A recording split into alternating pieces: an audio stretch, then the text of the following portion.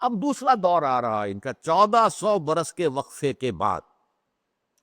جبکہ حضرت عیسیٰ علیہ السلام ان کی طرف مبعوث ہوئے رسولا الی بنی اسرائیل۔ اب ذرا یاد کرو کہ ان یہودیوں نے حضرت عیسیٰ کے ساتھ کیا سلوک کیا۔ وَإِذْ قَالَ عِیسیٰ ابْنُ مَرْیَمَ، اور جب کہ کہا تھا مریم کے بیٹے عیسیٰ نے، یا بنی اسرائیل، اے بنی اسرائیل، انی رسول اللہ الیکم، میں اللہ کا رسول بن کر آیا ہوں تمہاری طرف۔ اور حضرت عیسیٰ علیہ السلام کی بعثت کے جو دو پہلو ہیں نہایت اہم، آپ گویا کہ ایک لنک ہے موسیٰ اور محمد کے درمیان صلی اللہ علیہ وسلم، موسیٰ اور محمد، ان کے درمیان عیسیٰ ہے۔ ان کا رول کیا تھا؟ مصدقا لما بین یدی من التوراہ، میں تصدیق کرتے ہوئے آیا ہوں اس کی جو میرے سامنے موجود ہے تورات میں سے، خاص طور پر شریعت موسوی کی انہوں نے پوری طریقے سے توثیق کی کہ تم پر شریعت موسوی لاگو رہے گی، میں کوئی نئی شریعت لے کر نہیں آیا ہوں، جئتکم بالحکمہ، میں حکمت لے کر آیا۔ شریعت کا جو باطنی، جو اس کا اندرونی اور باطنی جو عنصر ہے جس کو تم بھول گئے ہو، تم نے صرف شریعت کو بنا لیا ہے روکھے پھیکے قانونوں کا بس ایک مجموعہ، جس کے اندر کہیں گداس نہیں، کہیں قلب کے اندر نرمی نہیں، تمہارے دل سخت ہو چکے ہیں۔ ثم قست قلوبکم فہی کالحجارۃ واشد قسوۃ، اللہ کی خشیت نہیں ہے تمہارے دلوں کے اندر، اللہ کا خوف نہیں ہے تمہارے اندر، آپس کی محبت نہیں ہے تمہارے اندر، بس قانون، ایک لیگل انداز، بس قانون کے اوپر ہم نے عمل کرنا ہے۔ یہ جو تمہاری شکل ہو گئی ہے تو دین کی اصل حقیقت تو باطنی کیفیات ہے،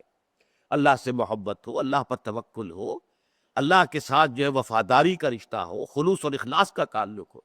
حضرت موسیٰ علیہ السلام کا پہلو، حضرت عیسیٰ کی بعثت کا پہلو یہ مصدقا لما بین یدی من التورات، میرے سامنے جو تورات موجود ہے جو موسیٰ کو دی گئی تھی 1400 سال قبل، میں اس کی تصدیق کرتے ہوئے آیا ہوں۔ اب اس کے دونوں معنی ہیں، میں تصدیق کرتا ہوں کہ یہ اللہ کی کتاب تھی، اللہ کی کتاب ہے جو موسیٰ کو دی گئی تھی۔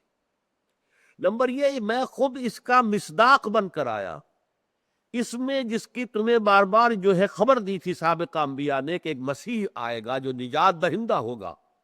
میں وہی نجات دہندہ ہوں۔ گویا کہ جو بشارت تھی تورات کے اندر ایک مسیح کی، وہ مسیح میں اس کو، وہ بشارت میرے ذریعے سے اب صادق ہو گئی، سچی ہو گئی، اس کی حقیقت بن کر میں آ گیا۔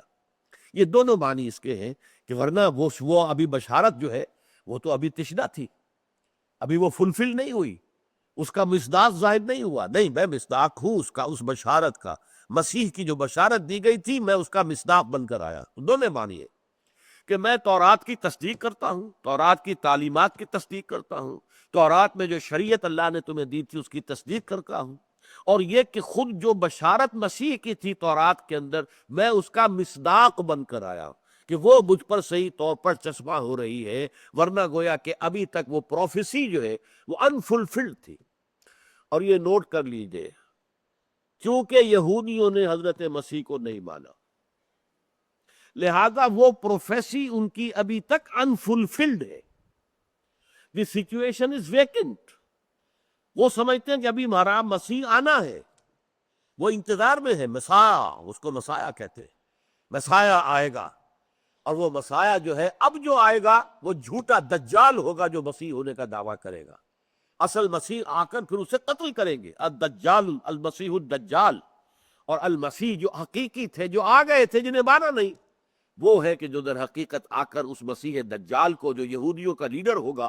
جبکہ آخری زمانے میں، اور زمانہ وہ دور نہیں ہے، آخری کے لفظ سے یہ نہ سمجھے کہ کوئی 200-400 سال دور ابھی ہے، بہت قریب آ چکے ہیں وہ واقعات کو میں قیامت کے۔ اس میں جو جنگ ہوگی آخری، جس میں یہودی ایک طرف ہوں گے اور مسلمان دوسری طرف، تو اس کے اندر جو قیادت فرمائیں گے مسلمانوں کی وہ حضرت عیسیٰ ہوگی، اور یہودیوں کا قائد وہ جھوٹا مسیح ہوگا، المسیح الدجال، اور اسے حضرت مسیح قتل کرے گی۔ تو یہاں میں نے صرف آپ کو وہ مصداق ہونے کے مفہوم کے اعتبار سے یہ بات بتا دی کہ وہ جو پروفیسی، جو خوشخبری تھی، وہ ان کے نزدیک، یہودیوں کے نزدیک، چونکہ وہ مسیح آئے تو انہوں نے مانا نہیں، انکار کر دیا، لہٰذا وہ ابھی تک انفلفلڈ ہے ان کے نزدیک، and they are still waiting for their مسیح۔